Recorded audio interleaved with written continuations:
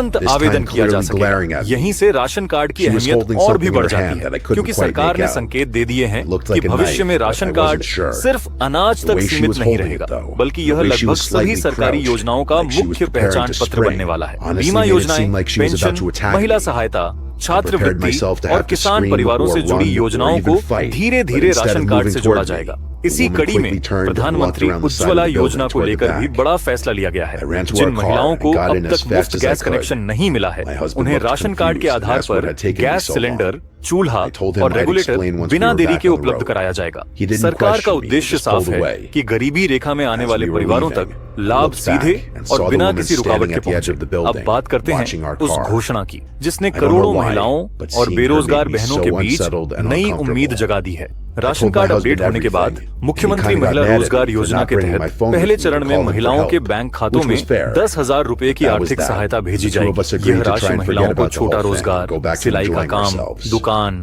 खाद्य I will कार्य say या that I किसी don't भी use roadside स्वरोजगार की restrooms शुरुआत के लिए anymore, दी जाएगी। which I'm Bihar not in the जैसे राज्यों slightest में bit यह upset योजना about. पहले से लागू है और अब इसे राष्ट्रीय स्तर पर विस्तार देने की तैयारी की जा रही है। इतना ही नहीं, अगर कोई महिला इस सहायता राशि का सही उपयोग करती है और अपना रोजगार सफलतापूर्वक शुरू करती है तो आगे चलकर सरकार की ओर से 5 लाख रुपए तक की अतिरिक्त सहायता या बिना ब्याज के आरण सुविधा देने की भी व्यवस्था की जा रही है ताकि महिलाएं पूरी तरह आत्मनिर्भर बन सकें। जन धन योजना को भी इस पूरे सिस्टम से जोड़ दिया गया है। जिन महिलाओं का जन धन खाता राशन कार्ड से लिंक है, उन्हें मिलने वाली सभी सरकारी सहायता सीधे उसी खाते में भेजी जाएगी। जिनका जन धन खाता अभी तक नहीं खुला है, उन्हें जल्द से जल्द खाता खुलवाने की सलाह दी गई है, क्योंकि आने वाले समय में लगभग सभी सरकारी भुगतान डीबीटी डायरेक्ट बेनिफिट ट्रांसफर के माध्यम से ही किए जाएंगे। इसके साथ ही सरकार ने ई श्रम कार्ड धारकों को लेकर भी एक बड़ा और अहम फैसला लिया है। जिन असंगठित श्रमिकों के पास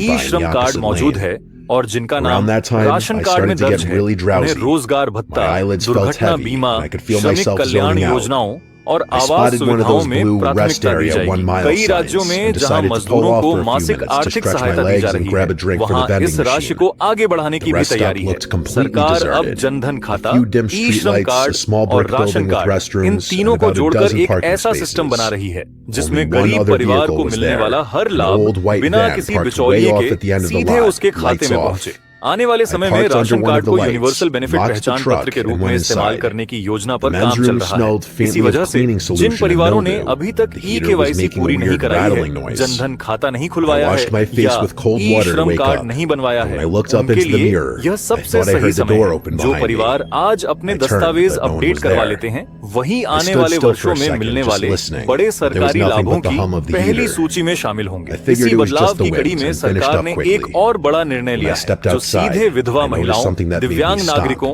और असंगठित श्रमिक परिवारों से जुड़ा हुआ है। सरकार ने साफ कर दिया है कि भविष्य में विधवा पेंशन और विकलांग पेंशन की पात्रता केवल कागजी प्रमाण पर निर्भर नहीं रहेगी, बल्कि राशन कार्ड से जुड़े डिजिटल रिकॉर्ड के आधार पर तय की जाएगी। यानी जिन महिलाओं का नाम राशन कार्ड में दर्ज है और जिनकी स्थिति विधवा के रूप में सिस्टम में सत्यापित है, उनकी पेंशन अपने आप जारी हो जाएगी। इसके लिए अब अलग अलग दफ्तरों के चक्कर लगाने की जरूरत नहीं होगी। इसी तरह दिव्यांग नागरिकों के लिए भी नई व्यवस्था लागू की जा रही है। जिन परिवारों के राशन कार्ड में दिव्यांग सदस्य दर्ज हैं, उनकी विकलांग पेंशन, सहायक उपकरण और स्वास्थ्य सहायता को एक ही डिजिटल प्रोफाइल से जोड़ा जाएगा। इससे न सिर्फ भुगतान में होने वाली देरी रुकेगी, बल्कि फर्जी लाभार्थियों की पहचान भी आसान होगी और वास्तविक जरूरतमंदों को समय पर मदद मिल सकेगी। अब बात करते हैं ई श्रम कार्ड को राशन कार्ड से जोड़ने की, जिसे सरकार ने अपनी प्राथमिकता बना लिया है। जिन श्रमिक परिवारों के पास दोनों कार्ड मौजूद हैं, उन्हें श्रम विभाग की योजनाओं,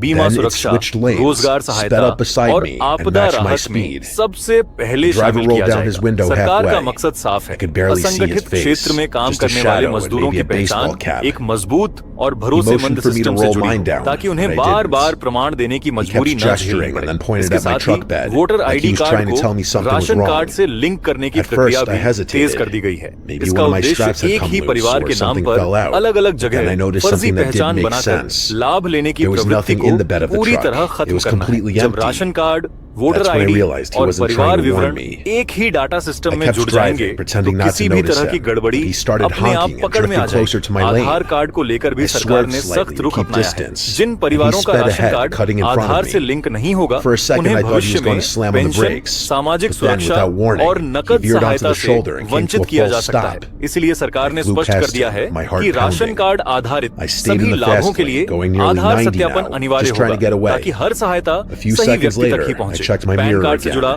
एक और अहम अपडेट भी सामने आया है। जिन परिवारों के पास पैन कार्ड है, और Sometimes it जिनकी would आय fade तय back मानकों until I से couldn't अधिक see पाई it. जाती है, Then out of उन्हें nowhere, गरीब it would श्रेणी की speed up again योजनाओं and से appear right बाहर behind किया me. जा सकता है। यानी I अब decided I pan card needed के to जरिए stop आय का somewhere मिलान public. किया जाएगा और उसी The next Aadhaar sign said पर there was a truck ration stop card 5 की miles श्रेणी ahead. तय होगी। इससे I यह took that सुनिश्चित किया exit जाएगा first, कि pulled into सरकारी the मदद lot, केवल and उन्हीं parked right परिवारों under तक a bright light पहुंचे near the जिन्हें diesel वास्तव में pumps. इसकी जरूरत There were है। a few सरकार ने sunnies यह lined भी up, साफ कर and दिया I है could see a कि few drivers आने वाले inside समय through the में windows of the विधवा diner next पेंशन, door. विकलांग पेंशन, The van श्रमिक didn't pull in सहायता immediately. और सामाजिक सुरक्षा से I जुड़ी waited सभी maybe 2 योजनाएं minutes, सीधे and it ration came card slowly up आधारित the ramp and पहचान into से the lot. संचालित होंगी। इसका मतलब I यह got out है of my कि truck and ration headed card straight into अब the केवल diner. खाद्य सुरक्षा का As soon as I दस्तावेज walked नहीं in, रहेगा, the bell above बल्कि the door rang, सामाजिक and the सुरक्षा woman की behind रीढ़ the बनने counter जा looked रहा है। up. इस पूरे She was बदलाव maybe का in her सीधा असर 50s. यह होगा कि I जिन told her that a परिवारों van के had been दस्तावेज following me for the आपस last में half लिंक hour. और अपडेट She must रहेंगे, have seen how उन्हें shaken लाभ I was अपने आप because she मिलता called रहेगा। over the trucker वहीं sitting जिनके at the रिकॉर्ड counter. अधूरे या गलत होंगे, This guy उन्हें stood दिक्कतों up, का सामना huge करना पड़ guy, सकता है। flannel इसीलिए shirt, सरकार gray की साफ beard. अपील है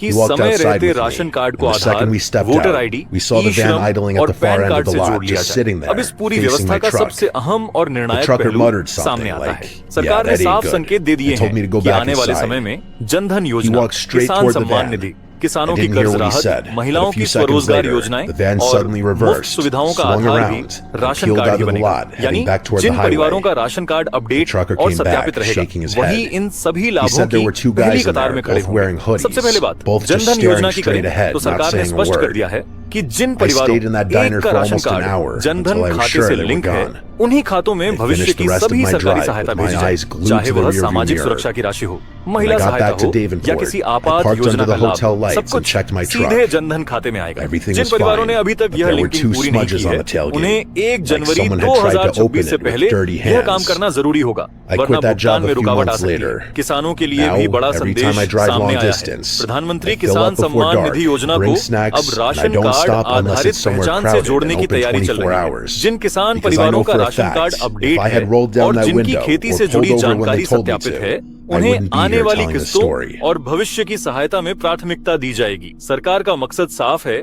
कि लाभ केवल वास्तविक किसानों तक ही पहुंचे और फर्जी दावों पर पूरी तरह रोक लगे। अगर ये वीडियो आपको पसंद आई तो चैनल को लाइक और सब्सक्राइब करना न So I भूलें। figured धन्यवाद।